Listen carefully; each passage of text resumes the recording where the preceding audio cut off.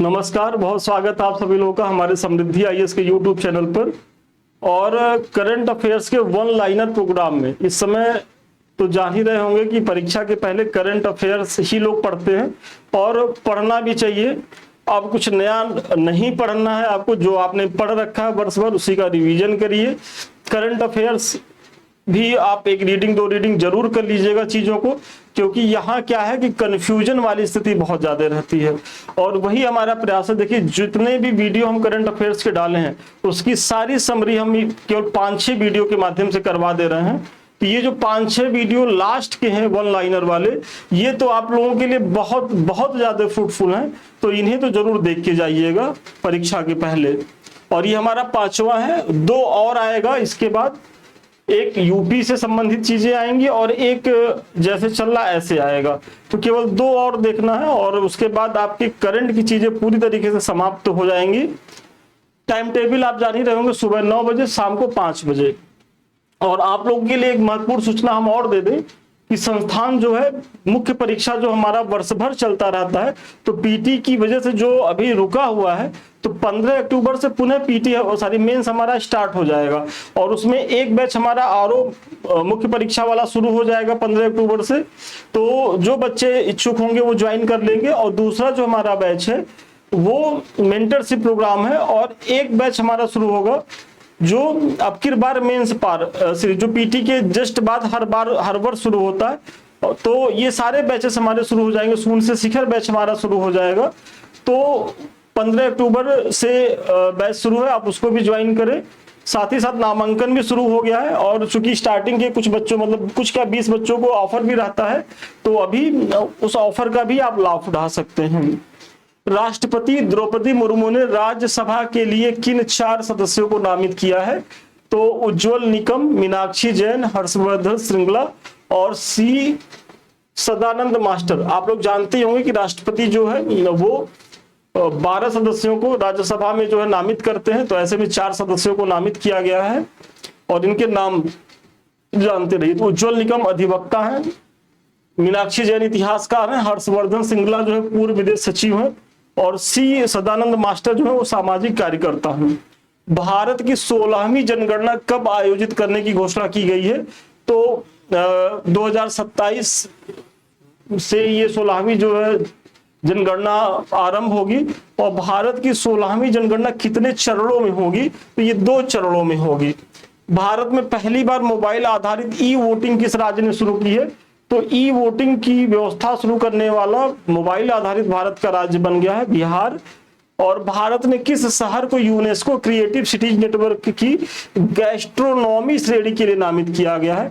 तो गैस्ट्रोनॉमी श्रेणी के लिए उत्तर प्रदेश के लखनऊ को नामित किया गया है, तो इसका भी ध्यान रखेंगे। लोकपाल का नया आदर्श वाक्य क्या है? तो नागरिक सशक्तिकरण, भ्रष्टाचार और उजागरीकरण है। तो नागरिक सशक्तिकरण, भ्रष्टाचार और उजागरीकरण किसका मोटो है? तो भारत का जो हमारा लोकपाल है उसका। अंतरराष्ट्रीय आलू केंद्र ने दक्षिण एशिया क्षेत्रीय केंद्र कहां स्थापित करने की घोषणा करी है? तो सिंगना, आगरा, उत्तर प्रदेश। वेरी इंपॉर्टेंट है, पूछा जा सकता है। गूगल ने एशिया प्रशांत क्षेत्र में अपना पहला गूगल सुरक्षा इंजीनियरिंग केंद्र कहां स्थापित किया है? तो ये हैदराबाद, तेलंगाना में स्थापित किया है। त्रिपुरा किन राज्यों के बाद पूर्ण कार्यात्मक साक्षरता हासिल करने वाला तीसरा राज्य बन गया है? तो मिजोरम और गोवा। तो देखिए, पूर्ण कार्यात्मक साक्षरता हासिल करने वाले पहला राज्य मिजोरम है, फिर गोवा है, और तीसरा कौन राज्य बन गया है? तो त्रिपुरा है। इसका भी आप ध्यान रखेंगे।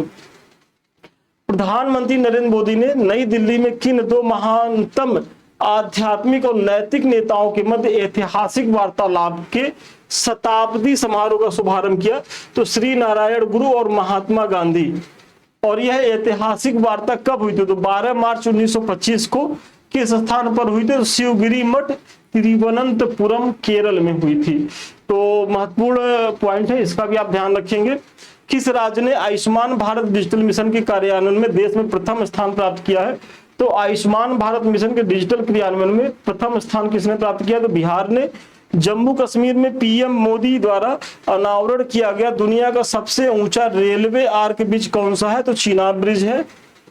और देखिए, ये ब्रिज लंबाई कितनी है, ऊंचाई कितनी है, किस रेल लिंक से जुड़ रहा है। तो ये सारी चीजों पे मैंने एक इंडिविजुअल वीडियो ही बनाया था। तो ऐसे में अगर टाइम हो तो आप पीछे के भी अगर करंट अफेयर्स देख लें तो वो आपके लिए और ज्यादा बेनिफिशियल रहेगा, क्योंकि आयोग करता क्या है ना कि आप एक ही प्रश्न में एटलीस्ट दो स्टेटमेंट डाल के पूछता है। तो एक तो आपको आता रहता है, समस्या दूसरे स्टेटमेंट में होती है।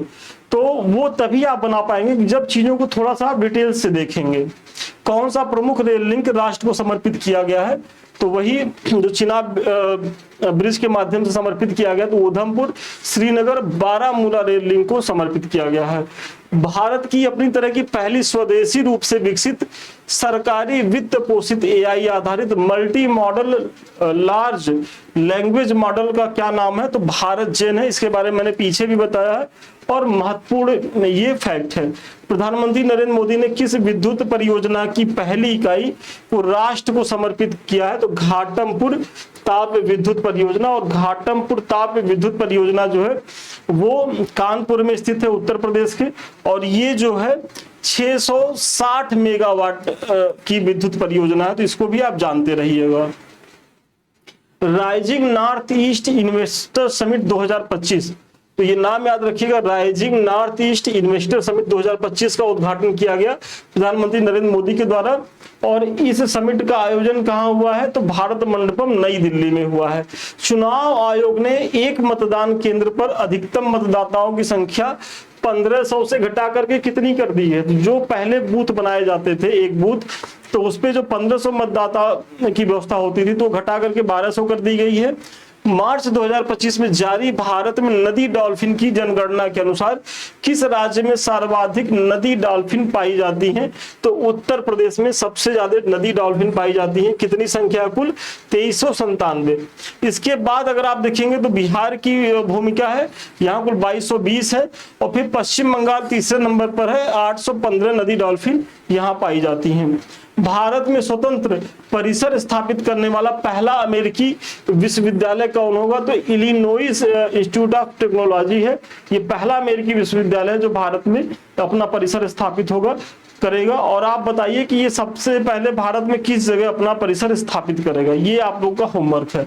भारत का पहला हाइड्रोजन ईंधन सेल चालित ट्रक किसने लॉन्च किया है? तो अडानी इंटरप्राइजेज ने किया है। किस शहर को देश का पहला भिक्षावृत्ति मुक्त शहर घोषित किया गया है? मतलब आप उस शहर में जाइए, आपको कहीं भिखारी नहीं मिलेंगे, तो वो इंदौर को है। और इंदौर कहाँ? तो मध्य प्रदेश में है। नवीनतम जनगणना के अनुसार भारत की तट रेखा की लंबाई कितनी है? तो 11,098 किलोमीटर अब हो गई है जो भारत की तट रेखा की लंबाई है। और इस नई गणना में सर्वाधिक तट रेखा वाला राज्य कौन है? देखिए गुजरात पहले भी था, अभी भी है। आप लोगों को जल्दी से कमेंट करना कि सेकंड थर्ड पे कौन है, और यही चेंज हुआ है। और अगर ज्योग्राफी में पूछेगा तो फर्स्ट पे गुजरात सब जानते हैं, बच्चे लगा देंगे। आपको सेकंड थर्ड फोर्थ वाली चीजों को बताना है कि सर्वाधिक तट रेखा वाली जो लंबाई वाले राज्य है गुजरात के बाद उनका क्रम सेकंड पे कौन है, थर्ड पे कौन है और फोर्थ पे कौन है। सर्वाधिक तट रेखा वाला केंद्र शासित अगर प्रदेश की बात की जाए तो वो अंडमान निकोबार द्वीप समूह है। और इसकी जो तट रेखा है 3083 किलोमीटर विस्तृत है। वर्ष 2025-26 के लिए संसदीय प्राक्कलन समिति का अध्यक्ष किसे चुना गया है? तो संजय जायसवाल को चुना गया है। और ये भारतीय जनता पार्टी के सांसद हैं। तो प्राक्कलन मतलब एस्टीमेट समिति के जो मतलब अध्यक्ष बनाए गए हैं वो इन्हीं को बनाया गया है। और सार्वजनिक उपक्रम समिति का अध्यक्ष किसे बनाया गया है? तो बैजयंत पांडा को बनाया गया है। और ये भी बीजेपी के सांसद हैं। भारत का पहला क्वांटम कंप्यूटिंग वैली कहां स्थापित किया जा रहा है? तो अमरावती आंध्र प्रदेश में। चूंकि भारत का पहला महत्वपूर्ण है तो कहां है? तो अमरावती आंध्र प्रदेश में। प्रधानमंत्री नरेंद्र मोदी ने उत्तर प्रदेश से कितने पारंपरिक उत्पादों को जीआई टैग प्रमाण पत्र वितरित किए? तो जीआई टैग 21 जो पारंपरिक हमारे जो उत्पाद है, तो 21 उत्पादों के लिए प्रमाण पत्र देने का काम किसके द्वारा किया गया? प्रधानमंत्री मोदी जी के द्वारा। और इन उत्पादों को वर्ष 2024 में जीआई टैग प्राप्त हुआ था।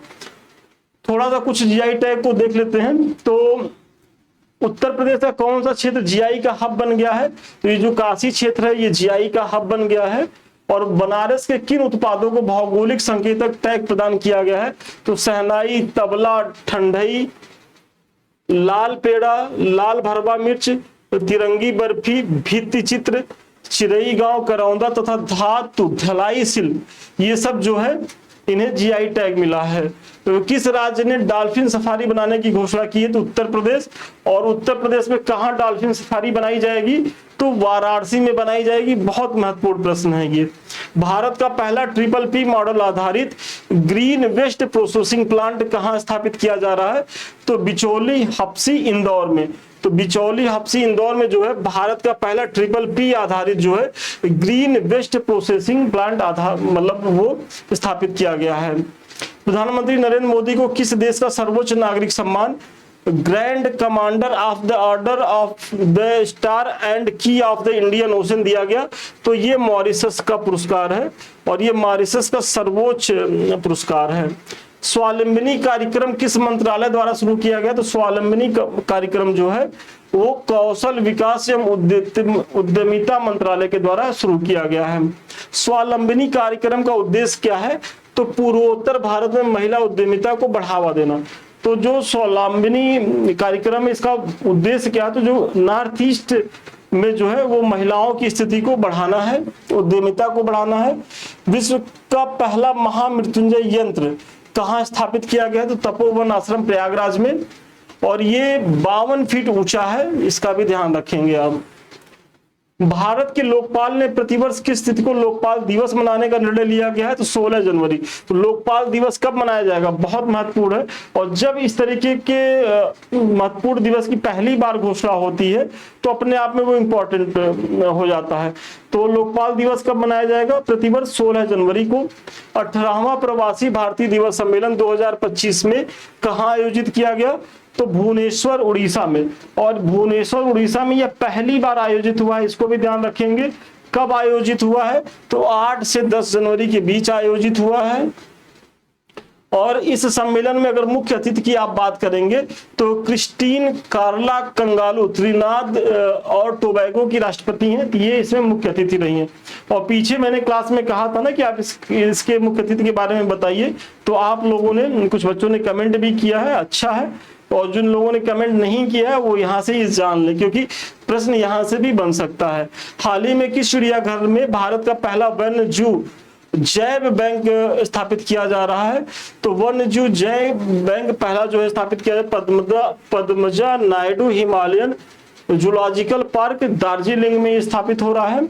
और क्षेत्र में गणतंत्र दिवस समारोह के मुख्य अतिथि कौन थे? तो प्रभाओ सुबियांतो, और ये इंडोनेशिया के राष्ट्रपति थे। आप लोग जल्दी से कमेंट करके बताइए कि ये इंडोनेशिया के चौथे राष्ट्रपति थे जो गणतंत्र दिवस समारोह में मुख्य अतिथि रहे, क्योंकि इसके पहले भी कई नहीं 10-20 नहीं थे, 2-4 ही मान लीजिए, 2-4-6। तो आपको एग्जैक्ट बताना है कि कितने राष्ट्रपति इसके पहले जो है गणतंत्र दिवस समारोह में मुख्य अतिथि के रूप में शिरकत किए हैं इंडोनेशिया के। क्योंकि कभी भी आयोग कर सकता है कि एक स्टेटमेंट वहां से डाल देगा। और यदि आप लोगों ने पीछे का करंट अफेयर्स का मेरा फुल वीडियो देखा होगा तो ये सब चीजें तो आप लोगों को एकदम कंठस्थ होंगी, क्योंकि मैंने खूब डिटेल से कराया है। प्रधानमंत्री द्वारा महाकुंभ मेला 2025 के दौरान श्रद्धालुओं की सहायता के लिए किस चैटबॉट को लॉन्च किया गया? तो कुंभ सहायक चैटबॉट को लॉन्च किया गया था। विश्व स्वास्थ्य संगठन ने केन्या में किस बीमारी की एक सार्वजनिक स्वास्थ्य समस्या के रूप में उन्मूलन की घोषणा की है? तो जो केन्या में सार्वजनिक स्वास्थ्य समस्या थी स्लीपिंग सिकनेस की, तो इसे समाप्त की घोषणा की है किसने? WHO ने। Online magic special nomination award श्रेणी में बेस्ट मैजिक क्रिएटर का पुरस्कार किसे मिला? सुहानी शाह को, पीछे मैंने बताया है। ब्रिटेन में मतदान की आयु 18 वर्ष से घटाकर कितनी कर दी गई है? तो अब जो ब्रिटेन के जो नागरिक 16 वर्ष के होंगे वो भी चुनाव में भाग ले सकते हैं। State of world population report 2025 किसने जारी की है? तो संयुक्त राष्ट्र जनसंख्या कोष ने। और रिपोर्ट का शीर्षक क्या है? तो वास्तविक प्रजनन संकट, ये इसका शीर्षक है, इसका भी आप ध्यान रखेंगे। ग्लोबल जेंडर गैप रिपोर्ट 2025 किसके द्वारा जारी किया गया? तो विश्व आर्थिक मंच के द्वारा, कई बार पूछा गया है। इस रिपोर्ट में पहले 3 स्थानों पर कौन से देश हैं? तो आइसलैंड, फिनलैंड, नॉर्वे हैं। और अगर भारत की आप रैंकिंग देखेंगे तो 131वीं है। ग्लोबल जेंडर गैप रिपोर्ट 2025 में सबसे निचले पायदान पर कौन सा देश है? तो पाकिस्तान है। और इसकी रैंकिंग कितनी है तो 148 है, क्योंकि इसमें 148 देशों को जो है शामिल किया गया था। शीर्ष पर आइसलैंड, भारत की भी स्थिति बहुत अच्छी नहीं है, 131 है। ऑपरेशन राइजिंग लायन किस देश के द्वारा शुरू किया गया था? इजराइल के द्वारा शुरू किया गया था। और ईरान ने जवाबी हमले को क्या नाम दिया था? तो ऑपरेशन 2 प्रॉमिस 3। तो ये ऑपरेशन 2 प्रॉमिस 3 ईरान ने जो जवाब दिया था इजराइल हमले का, जो इजराइल ने ऑपरेशन राइजिंग लायन के तहत किया था ईरान पे, तो उसका ये एक तरीके से रिएक्शन था। अंतरराष्ट्रीय श्रम सम्मेलन का 113वां सत्र कहाँ आयोजित हुआ? तो जिनेवा में हुआ। अमेरिका ने किस देश के परमाणु स्थलों पर हमला किया था? तो ईरान पे। और यह हमले मतलब जो हमला, इसे एक ऑपरेशन का नाम दिया गया था, तो ऑपरेशन मिडनाइट हैमर। और इसमें आप लोग जानते होंगे जो ईरान के महत्वपूर्ण परमाणु जो ठिकाने थे, जैसे नतांज है और 3 जगह पे उस पर बमबार्डिंग की गई थी। और हालांकि उसका कोई बहुत रिपोर्ट भी उस तरीके की नहीं आई कि भाई अमेरिका तो अपना दावा कहता है कि हमने सब नष्ट कर दिया और ईरान कहता है कि मैंने सब बचा लिया। अब सच्चाई क्या है? सच्चाई मुझे भी जो लगता है कि ईरान जो है वो पहले से अपने न्यूक्लियर प्रोग्राम को मतलब बचा पाने में तो सफल रहा है। हालांकि जो वो परमाणु बम की तरफ बहुत ज्यादा अग्रसर था कि मतलब वो 2-4 महीने में बना सकता था, अब वो 2-4 साल पीछे चला गया उसका प्रोग्राम, लेकिन एक न एक दिन तो बना ही लेगा। भारत ने ईरान और इजराइल से लोगों को निकालने के लिए कौन सा ऑपरेशन चलाया था? तो चूंकि अब यहाँ समस्या हो गई, तो ऐसे में जो हमारे नागरिक थे उसको वहां से कैसे निकाला जाए, तो इसके लिए ऑपरेशन सिंधु नामक जो है वो अभियान चलाया गया था भारत सरकार के द्वारा। ऊर्जा संक्रमण सूचकांक 2025 में भारत की रैंकिंग कितनी है? तो 71 है। और वर्ष 2025 में इस सूचकांक में शीर्ष 3 देश कौन है? तो ऊर्जा संक्रमण सूचकांक में आप देखेंगे तो शीर्ष स्थान पर स्वीडन है, फिर फिनलैंड है, डेनमार्क है। मतलब ये 1 नंबर है, ये 2 नंबर है और ये 3 नंबर है। और इंडिया की रैंकिंग कितनी है? तो 71 है। महत्वपूर्ण सूचकांक है, कई बार प्रश्न पूछा गया है।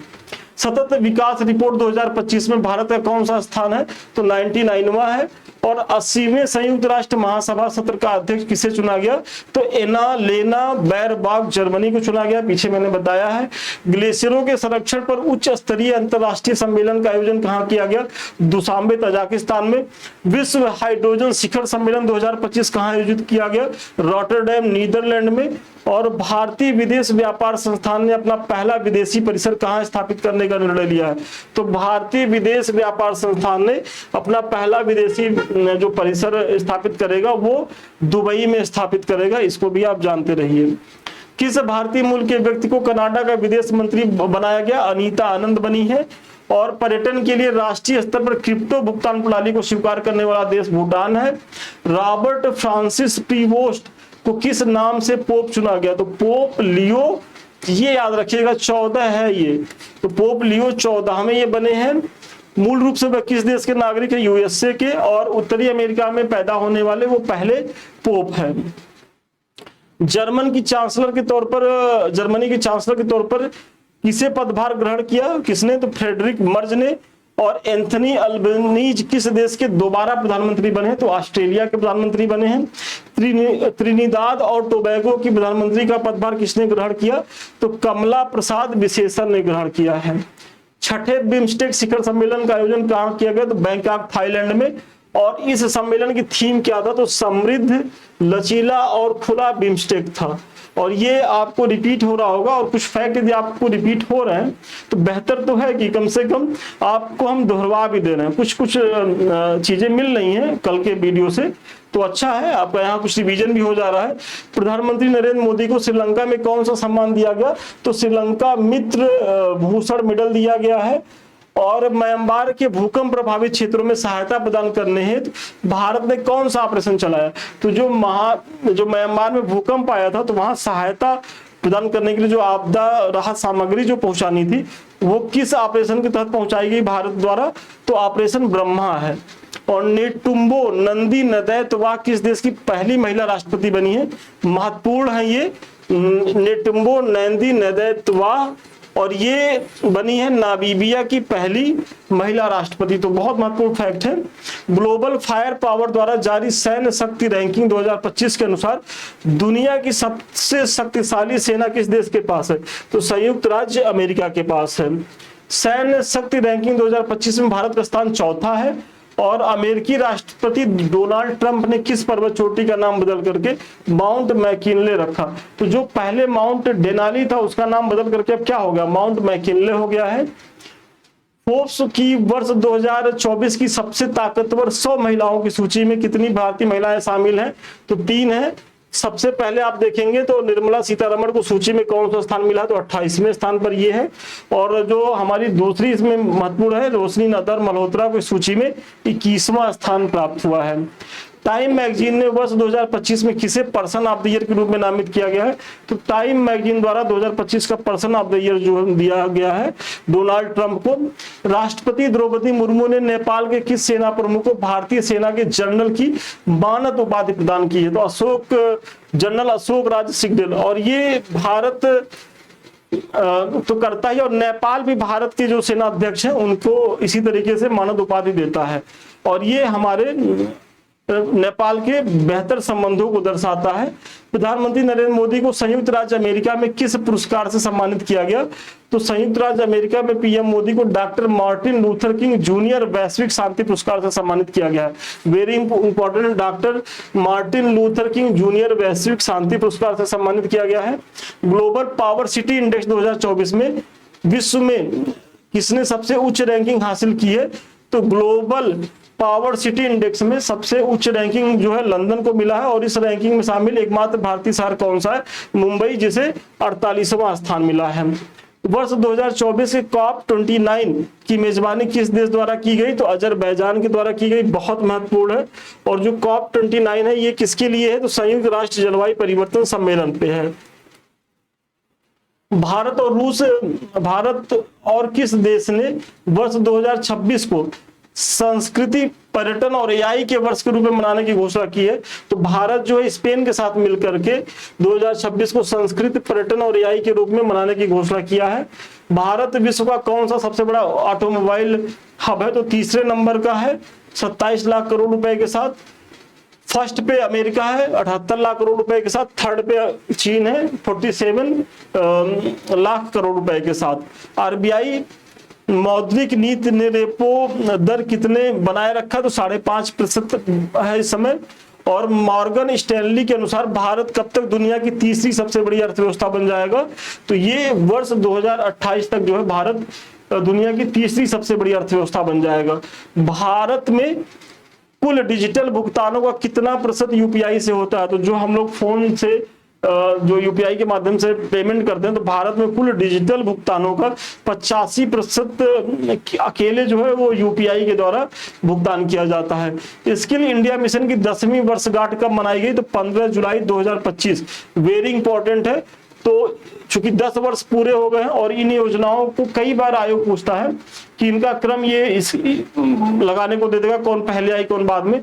तो देखिए स्किल इंडिया मिशन की 10वीं वर्षगांठ है, ये 15 जुलाई को हुआ है। और इसी के तहत इसी के साथ साथ एक और हुआ है। तो 1 जुलाई 2025 को किस कार्यक्रम का 1 दशक पूरा होने का जश्न मनाया गया? तो डिजिटल इंडिया। तो देखिए स्किल इंडिया 15 जुलाई है और डिजिटल इंडिया उसके 15 दिन पहले, मतलब 1 जुलाई को हम डिजिटल इंडिया शुरू किए और 15 जुलाई को जो है क्या शुरू कर रहे हैं? तो स्किल इंडिया की शुरुआत हो रही है। भारत ने किस वर्ष अपनी अर्थव्यवस्था को $4 ट्रिलियन से बढ़ा करके $32 ट्रिलियन करने का लक्ष्य रखा है? तो जो अभी हमारी अर्थव्यवस्था $4 ट्रिलियन की है, वो $32 ट्रिलियन की अर्थव्यवस्था कब बनाने का लक्ष्य रखा गया? 2047 में। किस संपत्ति ने यूरो को पीछे छोड़कर विश्व स्तर पर दूसरी सबसे बड़ी जो है वो मुद्रा बन गया है? मतलब वैल्यू संपत्ति, मतलब आरक्षित संपत्ति का स्थान ले लिया है। तो मुद्रा तो नहीं कह सकते। तो जो दूसरे नंबर पे पहले यूरो था, तो यूरो को रिप्लेस करके जो गोल्ड है वो सेकंड नंबर की आरक्षित संपत्ति बन गया। फर्स्ट नंबर पे अभी भी डॉलर का प्रभुत्व बना हुआ है। सोने के भंडार में यूरो से आगे निकलने का खुलासा किस रिपोर्ट में हुआ है? तो यूरोपीय सेंट्रल बैंक ये जो बताया है कि भाई यूरो के स्थान पर सेकंड नंबर पे अब सोना ने वो जगह ले लिया है, गोल्ड ने। तो ये किसकी रिपोर्ट है? तो यूरोपियन सेंट्रल बैंक की ये रिपोर्ट है। और आप लोग जल्दी से कमेंट करके बताइए कि किस देश में सर्वाधिक सोने का जो है वो प्रोडक्शन किया जाता है। देखिए भंडार तो संयुक्त राज्य अमेरिका में है सोने का, मतलब किस देश के पास सबसे अधिक सोने के भंडार है, तो संयुक्त राज्य अमेरिका के पास है। आप लोग का होमवर्क है, जल्दी से कमेंट करके बताइए कि कहाँ सर्वाधिक सोने का प्रोडक्शन होता है। जाति डाटा संग्रह के साथ जनसंख्या जनगणना 2027 कितने चरणों में होगी? 2 चरणों में, पीछे मैंने बताया है। भारत के अधिकांश हिस्सों के लिए संदर्भ तिथि क्या है? तो 1 मार्च 2027 है, मतलब मेनली शुरू होगा 1 मार्च 2027 को भारत के अधिकांश क्षेत्रों में। लेकिन केंद्र शासित प्रदेश लद्दाख, जम्मू और कश्मीर, हिमाचल प्रदेश, उत्तराखंड के बर्फीले क्षेत्रों के लिए ये तिथि क्या है? तो 1 अक्टूबर 2026। तो ये जो क्षेत्र है कुछ केंद्र शासित प्रदेश और जो पर्वतीय क्षेत्र है, तो वहां 1 अक्टूबर 2026 से जनगणना प्रारंभ हो जाएगी और बाकी तो होगी 1 मार्च 2027 से, और ये 2 चरणों में होनी है। तो चलिए आज का जो हमारा ऑनलाइन का प्रोग्राम था वो यहीं तक था। और संस्थान 2 बैच चला रहा है, इसके बारे में तो मैंने ऊपर ही चर्चा कर दी है। तो 15 तारीख से बैच शुरू है आरओ को लेकर के। मुख्य परीक्षा का 2 बैच, शून्य से शिखर बैच, जो फ्रेशर बच्चे हैं या जो इस बार मेंस नहीं लिखेंगे, और एक हमारा चलेगा आपकी बार मेंस पार बैच, वो मेंस बच्चों के लिए। तो नामांकन शुरू हो गया है, आप लोग इसको ज्वाइन करें। और 15 अक्टूबर से सारे बैच स्टार्ट हो रहे हैं। और ये कुछ लिंक्स है संस्थान के, तो अभी तक आप लोगों ने अगर इनको ज्वाइन नहीं किया तो ज्वाइन करें। सबसे पहला तो हमारा समृद्धि आईएएस का टेलीग्राम है, तो इसका जो लिंक है @समृद्धि आईएएस ऑफिशियल। और फिर एक चैनल हमारा यूट्यूब का, जिससे अभी हम आप लोग गुरु हो रहे समृद्धि आईएएस का, दूसरा है संदीप मिश्रा ऑफिशियल। तो ये सारे चैनल आपकी तैयारी के लिए बेहद उपयोगी हैं। और इसे सब्सक्राइब करें, लाइक करें, शेयर करें। वीडियो अच्छा लग रहा तो कमेंट जरूर करें। और अधिक जानकारी के लिए या हमारे किसी बैच से जुड़ने के लिए 7303307507 पे संपर्क कर सकते हैं। तो ठीक है, आज के लिए इतना ही। पुनः मिलते हैं नए वीडियो में नए क्लास के साथ। तब तक के लिए धन्यवाद, शुभकामनाएं आपको।